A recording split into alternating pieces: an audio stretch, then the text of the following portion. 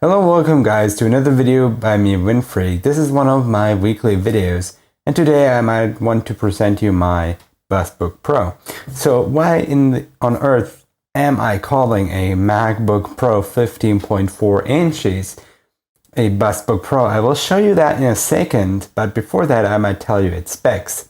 This is a late 2006 MacBook Pro, and it has 2.5 gigs of RAM currently inside. That is because I had to steal RAM out of other notebooks I had.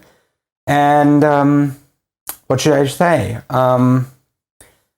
This thing works nicely, but now I want to show you the downsides to the notebook. I think we should start on the back. Boom. I know it's not really a problem, but I don't have a battery for it. I have the cover, but I don't have screws, because this is missing a lot of screws. Now I might show you the damage of this thing. Actually, let me just tilt that up. You can see the scratches and stuff on here, I think, pretty good like that. Here's a dent, and down there's a dent, and it's not too good, to be honest. I might now show you the ports of this thing. So what is this thing used for, you might now ask? It's a 2006 MacBook. What do you do with such thing? Well, I use it for doing Logic stuff in order to edit my audio for my video screencasts or for this little video.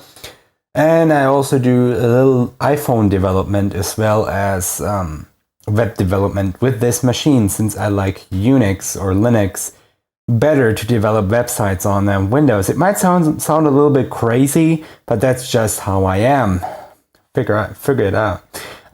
So here we have a dent, and we have an IR sensor, a fucked up lid button cover thing with an LED which shows you if it's on or not. Then here we have the fucked up super drive.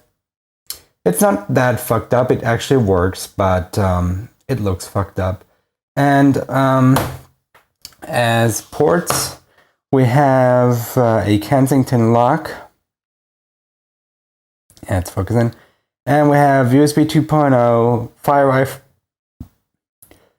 FireWire 400 and FireWire 800, an Ethernet port, I guess it is gigabit, as well as DVI. This is full-size DVI. I've never seen this on a notebook before, to be honest with you. I've just seen VGA and HDMI. And even though it looks fucked up, it's actually pretty good. Here is the worst, here's the worst thing that was done to the case. And I don't know what the original owner who had this did to it. Here's another pretty bad spot, but I might talk to you about this later when I've actually opened the notebook.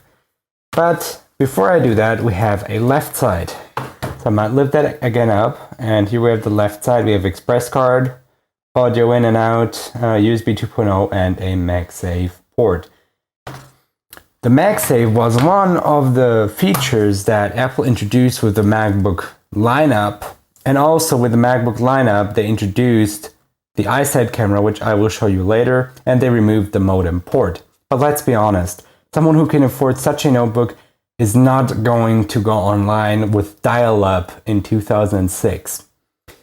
Anyways, let's just try to open up this notebook. I have never luck with this mechanism, but today I do, it seems. And the screen has a resolution of 1440 by 900. And as you can see, here is the iSight camera. It has a standard VGA resolution, but works rather nicely. The top cover of this notebook is newer than the notebook itself. It's from a 2008 or I believe 2007 MacBooks, the latest version which had this design, because the trackpad can multi-touch, so you can, have your pinch to zoom and stuff like this, and you can, flick stuff around. It's only one button, so this is left click. If you want to right click, you have to configure it for 2 fingers and do stuff like this. This is how I do it. Other people actually like to press Control and then click, but I think that's ridiculous.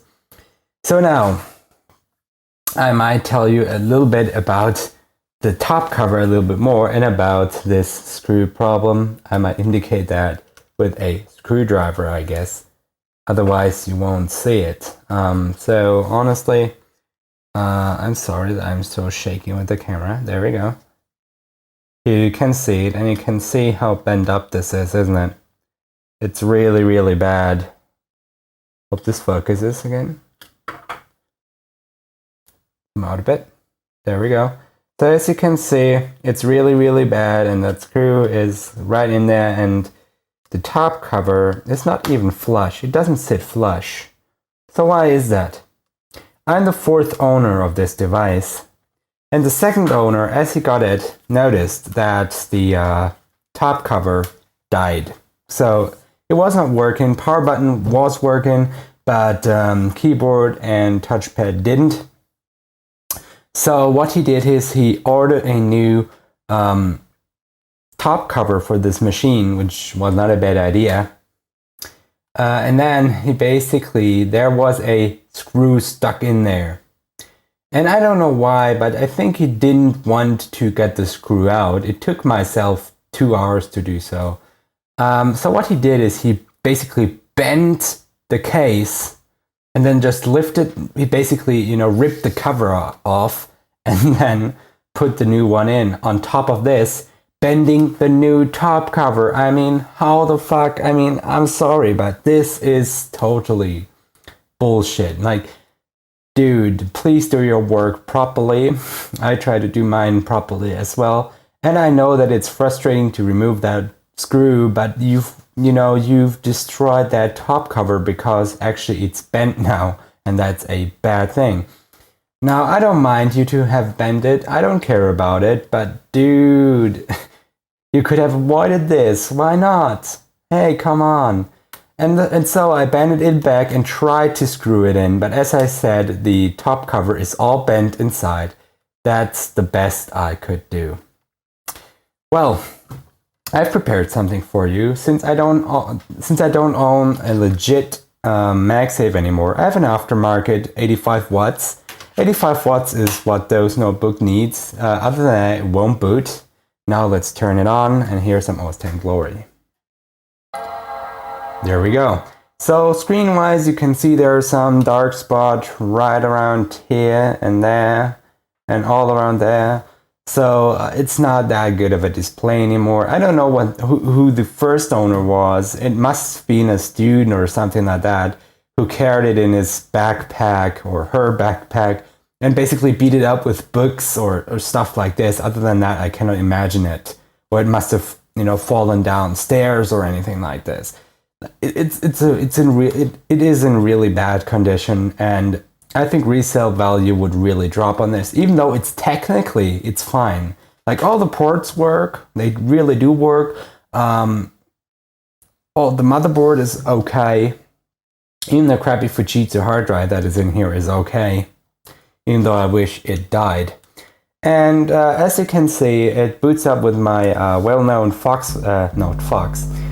It boots up with my well-known Wolf wallpaper. And I'm running OS X Lion on here. And yeah, it did recognize it right. It's a 2.33 GHz model. And Lion is the best this machine can do if you don't play tricks. If you play tricks on it, it can actually install Mountain Lion on it, and you can use Mountain Lion on this notebook, and it works rather okay. But to be honest, I'm not a fan of Mountain Lion, and I don't really want to have it on here. Since it's doing what I want. Like, look down here, this is what I do: mail, calendar, address book, listening to music, editing my audio with Logic, then web development, as I've mentioned already, and iPhone development as well, having a terminal for Linux purposes or Unix purposes. And yeah, this is my Bash RC. If you want it, ask. I do have it. Thanks to the guy who gave me the Bash RC, by the way. It's a very nice one. But that's it for today's video. I hope you kind of liked this little show off of my you liked this little show off of my notebook, and I hope to catch you in another video any later. Next week is something very, very special, but I will tell you about it next week, and you're going to be allowed to vote on some stuff. So I really hope you liked this video, it didn't bore you, and I really hope you like what's coming up. If not, you know, suggest me something, tell me what I should do. Well, not plenty of time, but I've got some time spare for you guys, and I want to keep this channel alive, not just, you know, a dad channel like so many are on YouTube. And this is it for this video. Catch you guys later. Goodbye.